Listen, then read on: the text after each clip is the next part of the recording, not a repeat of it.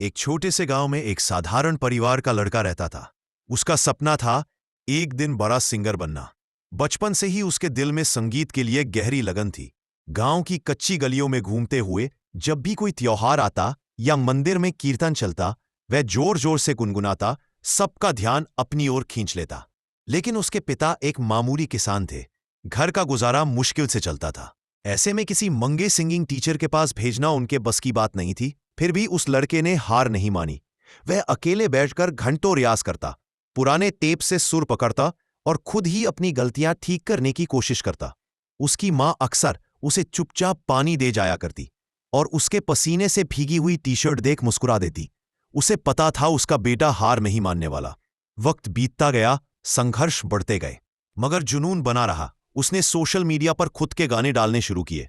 शुरुआत में किसी ने ध्यान नहीं दिया, मगर धीरे धीरे उसकी आवाज लोगों के दिलों तक पहुंचने लगी। एक दिन उसकी मेहनत रंग लाई। उसे एक बड़े म्यूजिक डायरेक्टर से कॉल आया।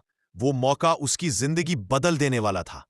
फिर क्या था, एक के बाद एक सुपरहिट गाने, अवार्ड शो, इंटरव्यूज और नाम पूरे देश में गूंजने लगा। कई साल बाद जब वह अपने गांव लौटा तो चमचमाती रोल्स रॉयस से उतरा।